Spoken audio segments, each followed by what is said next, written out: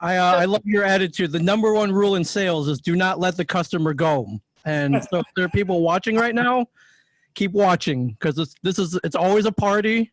It's always fun. And even though we can't be together, we can still party together, even though it's online. So stick around, everybody, because this is like an M. Night Shyamalan movie. You don't know what kind of twists and turns are going to be. And then you might see Hitchcock and then Stan Lee walking in the background. Like, you just never know. Right. We just had our last Zoom call. We had a guy that was outside the other guy's house, and he attacked him in the SPW panel. You never know what's going to happen here. That doesn't sound very safe right now, but okay. I thought we were supposed to be staying away from each other. What's going on? How are you? Can you hear me? Well, yeah, we can hear you for sure. Oh, okay. Well, if anything goes wrong, then I blame Ming, not Mike. Right? That's great. That's exactly how this is supposed to go. Okay. So, before we kind of get going, Janet, you've done a lot of stuff and worked with a lot of celebrities and stuff, and I know that you've met Ming on a number of occasions. And I was, we were fortunate enough. I think you and I met probably 2 years ago, Ming, at I think at one of the San Jose shows. Oh yeah, might have been a Silicon Valley Comic-Con. Silicon Valley, yes. Yeah. But yeah, that was a great time, and it was great to meet you. And we've obviously kind of become friendly, and appreciate you taking the time out of your day to do this with us. And we want to make it a fun day for some fans that aren't able to be with us in person. You even mentioned that, but the one thing that we do want to say is that if you're in our window watching with us, there's chats right there. You can put your comments down, and I'll get the questions to Janet and to Ming, and we can go from there. And Ming, I do have to ask before we get going, let's take a little tour of what's behind you, because I will say this, one of my all-time favorite movies is Say Anything. Yes, and here, I'm going to grab that off the wall for you. This is a Say Anything poster. It's signed by John Cusack. I think I got him to sign at a con in Calgary, and I was trying to figure out, like, what quote do I put on there? And one of my favorite quotes from Say Anything is, this is a dare to be great moment. So it says, Ming, dare to be great. In hindsight, I kind of wish I had him put, Ming, you must chill, signed John Cusack. I think that's more appropriate, but hey. Yeah. I think I might have gone with the rain. The rain is a baptism. Yes, that's a great one as well. That line. And I think if you can look right there, it's a little vinyl figure of Lloyd Dobler holding up the boombox. Oh yeah, I have that as well. Yeah, that's a good one. It's a really kind of weird looking figure, like with the weird eyes. Yeah, here. yeah, grab it, will you? Yeah, it's called the Vinyl Idols. It's made by Funko. Yeah, I've seen those. That's pretty amazing. Yeah, the eyes are a little stonerish, if you ask me. But hey, hey, we had a Simpson drawing earlier, so that's kind of Simpson-like, right? A little bit, yeah. A little bit, yeah, for sure. Yeah. And then I also see peeking behind you, Ming, you got the Yancey Street sign too. I do. That was an award. We went to a con in Scotland, and they had some kind of award ceremony, and we won like best comic book podcast, and it was called the Yancey Street Awards. So there we go. Little Fantastic Four reference for everybody. Yeah. Well, I don't know if you knew this, Ming, but the Fantastic Four, Joe Field, who owns Flying Colors Comics in Concord, when he was in Stockton working for the radio station, he did the thing with Marvel Comics where they made Stockton the home of the Fantastic Four. I did not know that. Yeah, so this is like in 1985 or 86. It was kind of all over the news and stuff. So there's actually an issue. I want to say it was issue 267. I'll get that before the end of the chat here, but yeah, it's the issue where and you've probably seen the thing in some of the different figures where he's wearing like the disguise, like with the hat and the trench coat. Oh yeah, the cigar. Yeah. So like that's the whole thing is like when he's going where he's going to is it says welcome to Stockton, like the sign there, and that's like the kind of that part of the run there. That's awesome. And on the flip side, there's a whole run where the Thing quits the Fantastic Four. He's fed up with them. there's a little misunderstanding as you know, you get a group of friends together, it tends to happen. And he's like, screw it, I'm out of here. And he goes to New Jersey. And that's where I'm at now. And Nice. I thought that was awesome. He ends up getting knocked out, and he gets recruited by the Fearsome Four. And it's a whole, there's a whole mess back there. But if you want to read that run, I think it's in the upper 40s, I believe, Fantastic Four. But yeah, I always thought, I was like, all right, if you need to escape the your crime fighting from New York, go to New Jersey. That's a great plan. Even in life, if you're feeling trapped, just go to New Jersey. Go to New Jersey. It's Okay, so by the rules dropped on me by StocktonCon, I cannot be in the official panel, so I have to jump out. okay. It's up to you guys now to carry on the words here. So, Janet, take over. You're in charge here. Ming, you're awesome. Thanks for being a part of this, and I'll be back in a little bit. All right. Thank you. Mike Millerick, everybody. Mike Millerick. Give him a hand wherever you're at around the world. Hello, my friend. How are you? Good. How are you? I know you've been keeping pretty busy. I have. And I think the number one question asked to almost everybody on this planet right now, whether it be a friend or family member or, a con goer or whatever, is how are you doing? And I've been asked that a lot. And, under the circumstances, I'm doing pretty good. I have no complaints. I'm on a virtual panel with you, and I have my health, and I get to put on cool pop culture masks and go out into the world. And actually, I think I have mine here, which you sent to me, my friend. This you sent to me several months ago, right? As the pandemic started, but there's a super mask. So every time I wear this, people are like, "Where did you get that?" I'm like, "I didn't buy it. My friend Janet gave it to me." And it's called Quite a Stir here in New Jersey. Where did you get it? Do you want to give them a plug? Do they still have it available? I got it from a gal up in Washington named Carla, who kind of made me 10 masks. So I have like Batgirl, and I have Supergirl, and I have Wonder Woman. And so she made me like 10 different masks. And I said, I just want a superhero theme. So that's what she did for me. And then also I have a POW, like a POW Blam kind of one with comic book words on it, and a little thing that I can like kind of press to my nose to make it fit my face. And I got that from an Etsy store, Beverly McManus, her Etsy store. So, it's been pretty good. And then I got a Dr. Seuss one that says, "You people." Yeah, this one's called Quite a Stir. And this is the one I find myself wearing most. So thank you very much. Yeah. Well, you were talking about the most common question. It's funny because the one that keeps coming up that I hear people say is like during the whole shelter in place, like so what's going on with Jay and Silent Bob's secret stash? Like, how's that impacted the store? Yeah, the store had to remain closed. I think the last day, the shutdown, I think maybe around March 22nd, and then reopened on June 15th. So it was that's a good that's a good 3 months. And that's pretty, it hit the comic, I think pretty much every comic book store around the world was closed. And if you are a comic book collector, most people don't buy them through the mail anymore. Like I think back in the 70s, you could get direct like mail order, but they would bend your comics, stuff them into an envelope, and then you would get them in the mail. And what are you guys doing? You guys are savages. Like Brody says in Mallrats, like these should be in boards and bags. So that was tough. Mike and Walt held it together over at the store.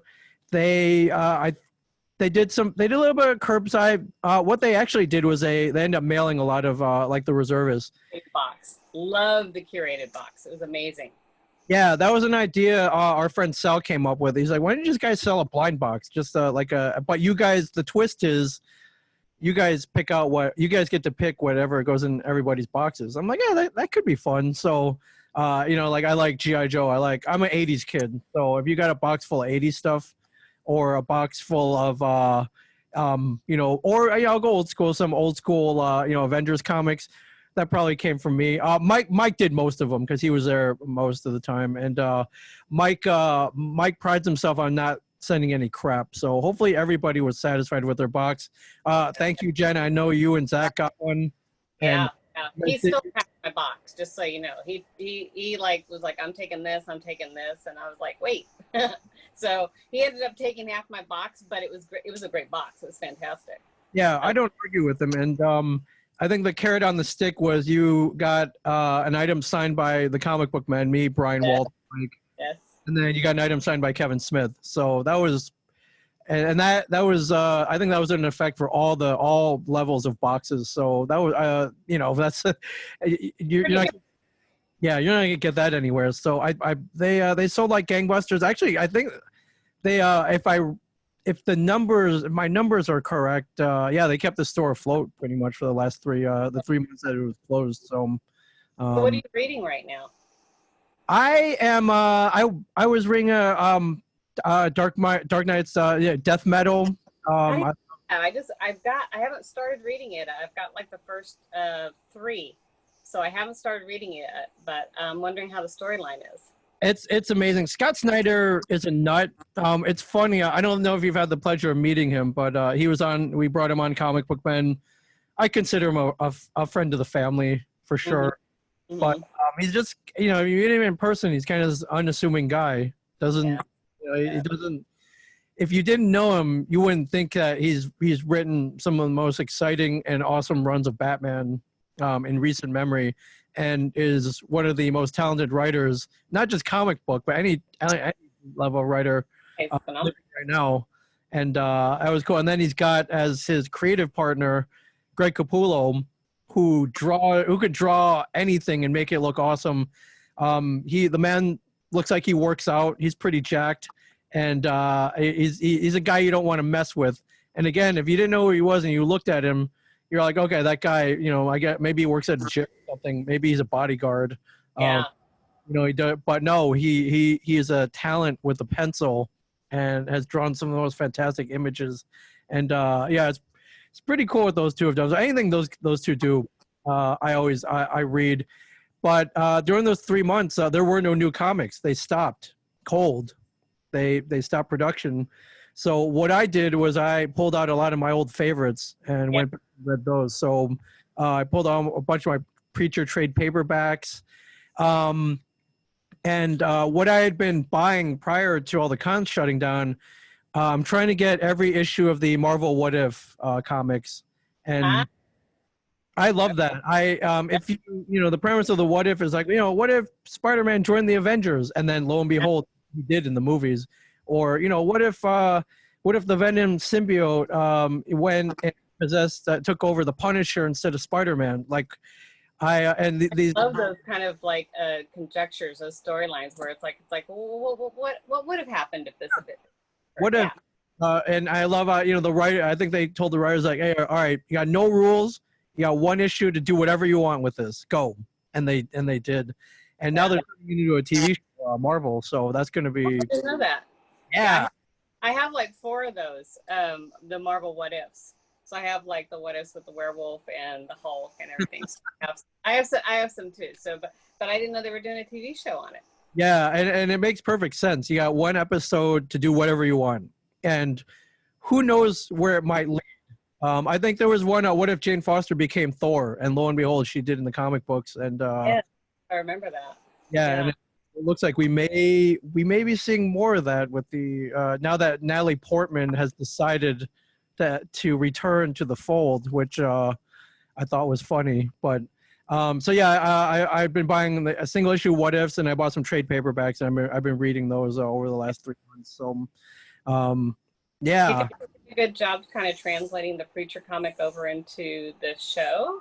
It was different, and you know, there's some stuff I liked about it. There's some stuff I didn't like about it, and it's tough. I remember when AMC announced it, and we were in the midst of Comic Book Man. I was like, oh man, this is awesome. Like, hey, like, you know, can I play Cassidy? Like, I'm like, maybe we can go and you know, hang out with Jesse Custer for a little bit. And yeah, it was tough. We watched the first few episodes, and I was like, all right, well, this is different. And you know, normally not really a fan of straying too far from the source material, which is there for a reason. And so it was mixed feelings for sure. I think and it brought me back geez, about almost 25 years ago. Mhm.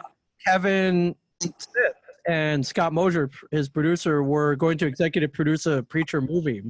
And one of the first things I saw when I came into the office was a script for a Preacher movie. I was like, oh, can I read this?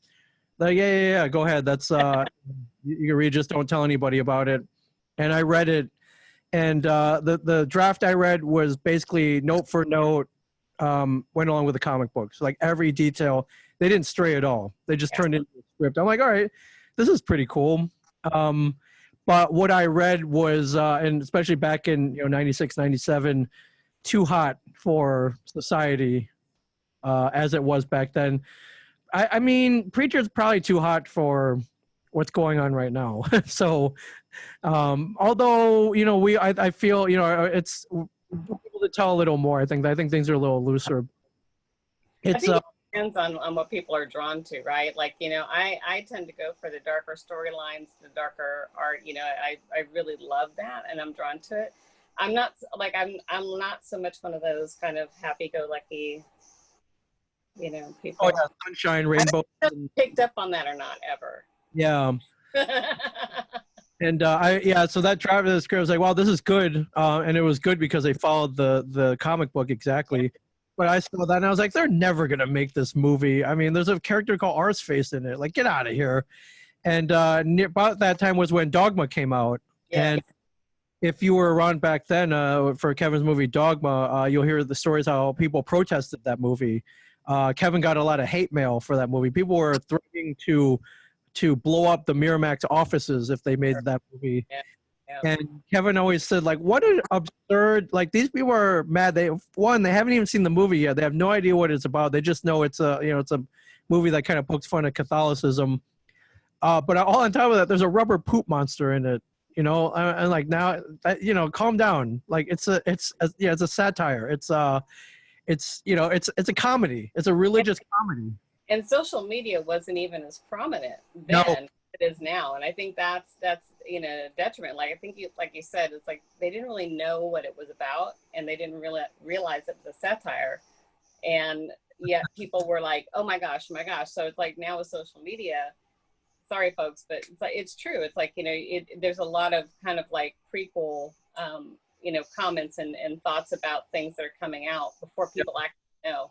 Yeah, so my thoughts on Preacher is, I mean, it was great that AMC picked it up. AMC is a basic cable network. They're not allowed to push the envelope like like an HBO or even like a Stars. So, Yeah.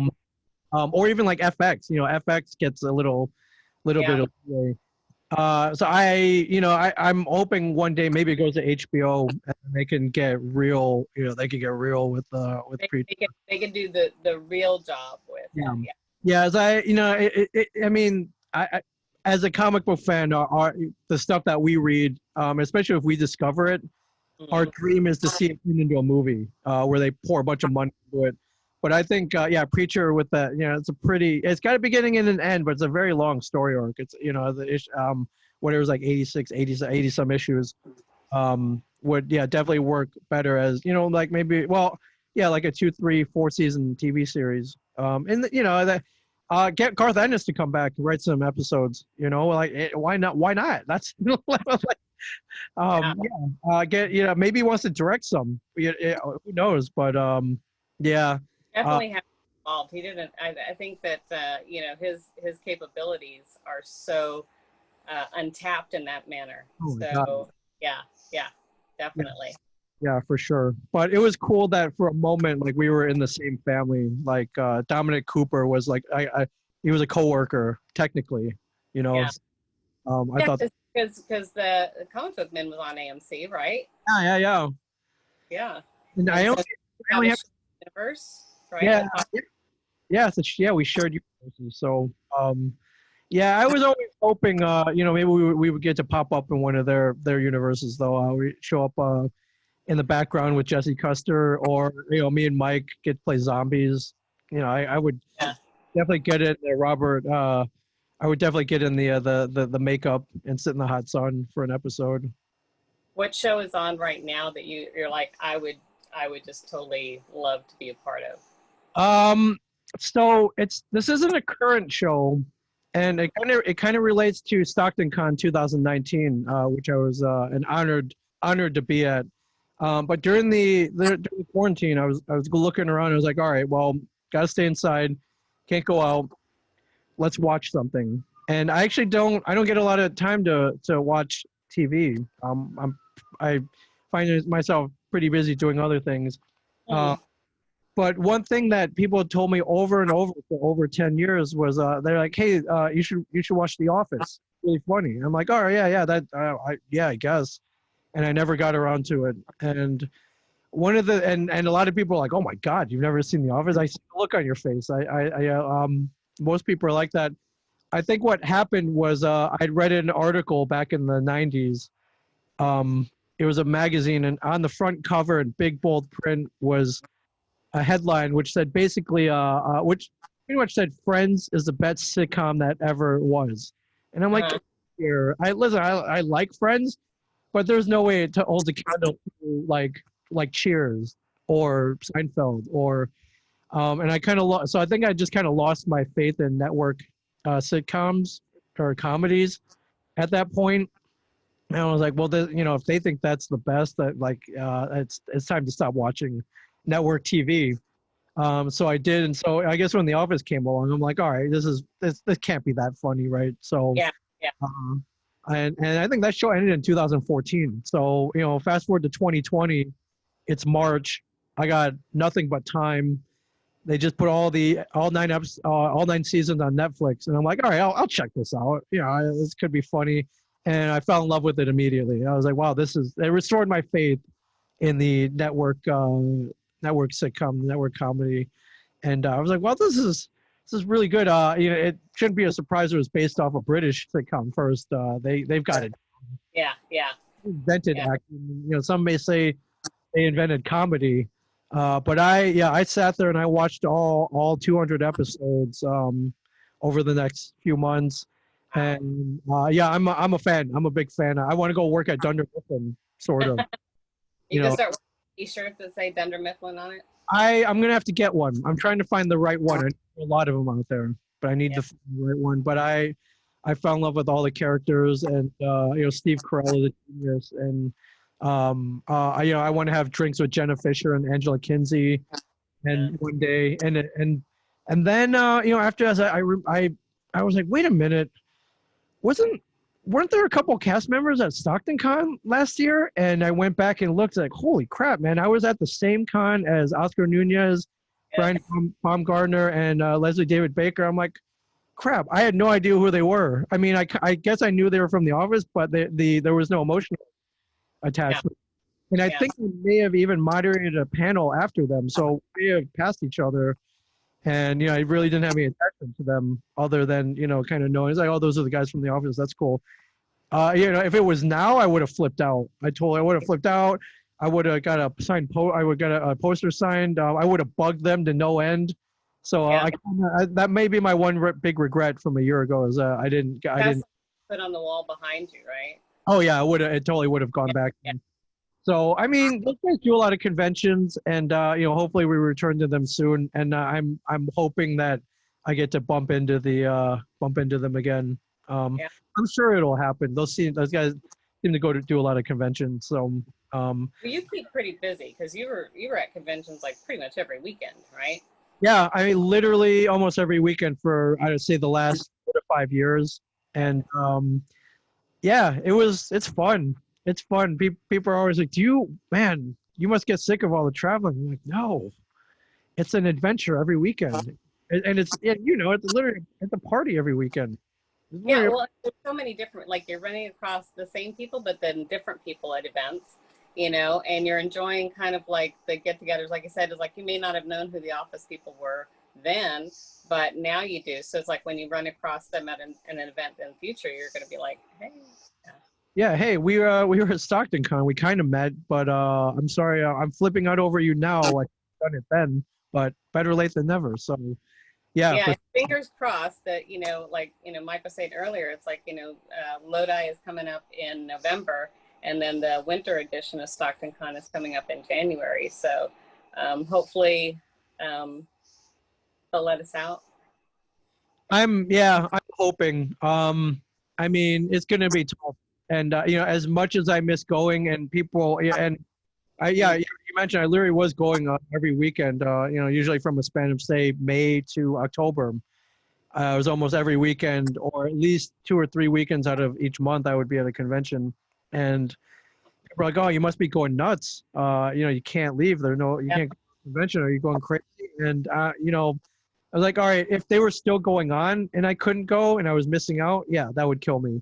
But since there's nothing going on and all of us have to stay home, it's not that bad. It's not that bad sitting in one place. I gotta say, I've had a lot of time to, kind of concentrate on what I'm building here, Yeah. and it's not been that bad. I mean, that being said, that the itch comes back. You feel waves of, oh man, I'd love to be at a dive bar in Stockton right now, like I was last year, and yeah, it was great. I had a lot of fun in Stockton. I was there for about 48 hours, but Yeah. I crossed off a lot of things off my list. I got an In-N-Out burger. Yeah, I found a locals dive bar. I Yeah. found 2 free coffee places in Stockton. Uh, Yes. Meet a lot of Yeah. friends to hang out with you.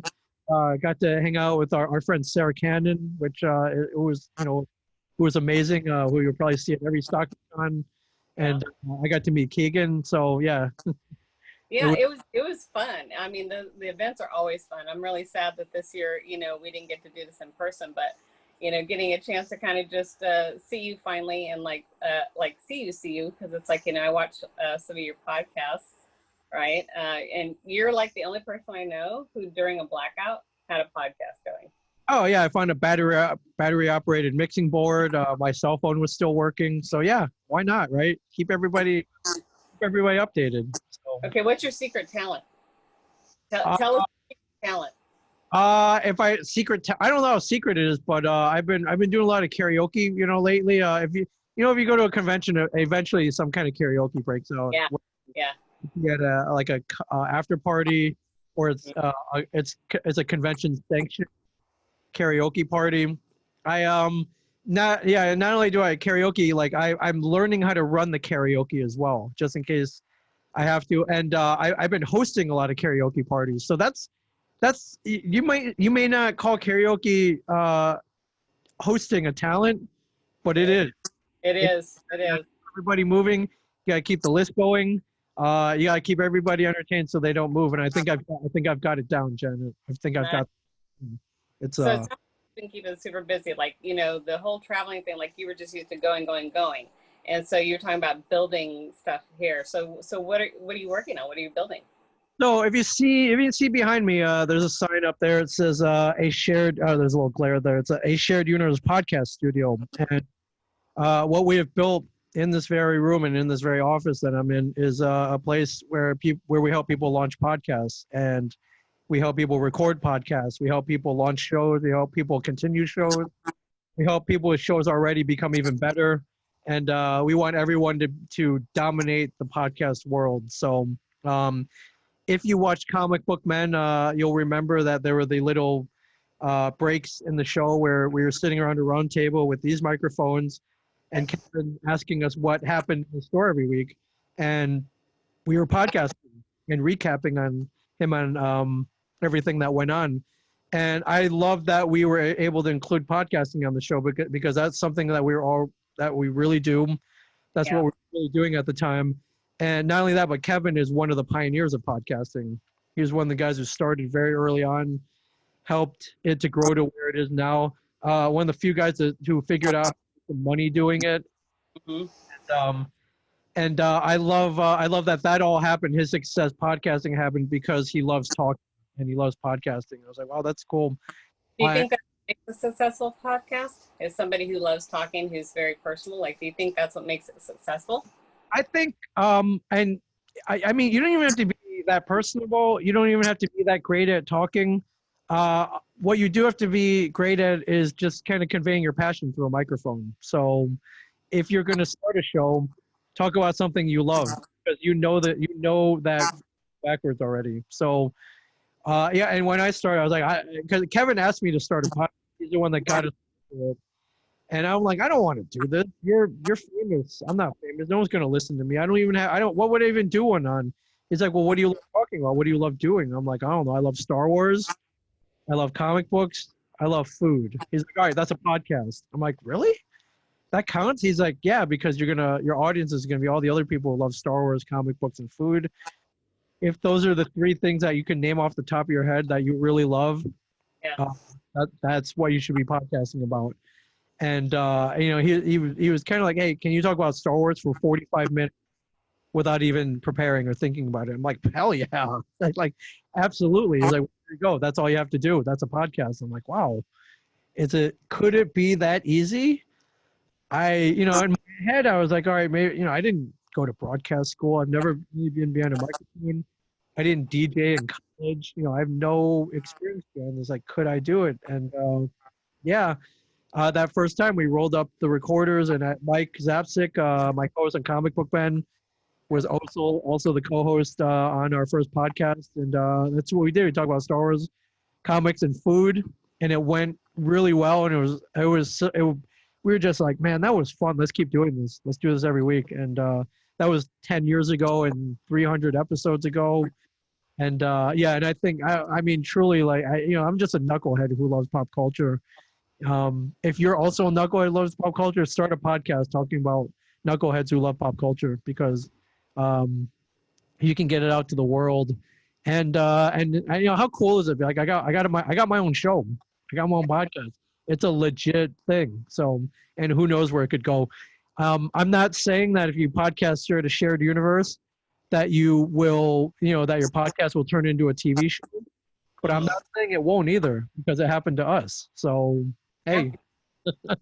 Yeah, that's true. And, I know that I think we've got to wrap it up. Are there any questions, Mike, that are from anyone on Facebook that they need to ask Ming before we kind of... Yeah, any hard-hitting, controversial questions out there? Controversial, that's what we want. It's controversial. We got any? No? It's really funny. A lot of the comments, we're getting a lot of comments, but everybody's like kind of just agreeing with you. They love The Office too, and that sort of thing. And so it's been just a fun half hour. Kind of blew right by, didn't it? It did, because Ming is so awesome to talk to. I could spend a lot. He talks Janet, about just being like, first time doing a hosting job, and you did a great job. So. Well, thank you. Ming is an easy subject to have, because you kind of winding him up and let him go, right? Cheers to that. Janet, you did a great job. Add it to your resume, and hey, StocktonCon 2021. Get your moderation hat on. And you're going to be there, right? I will definitely be there.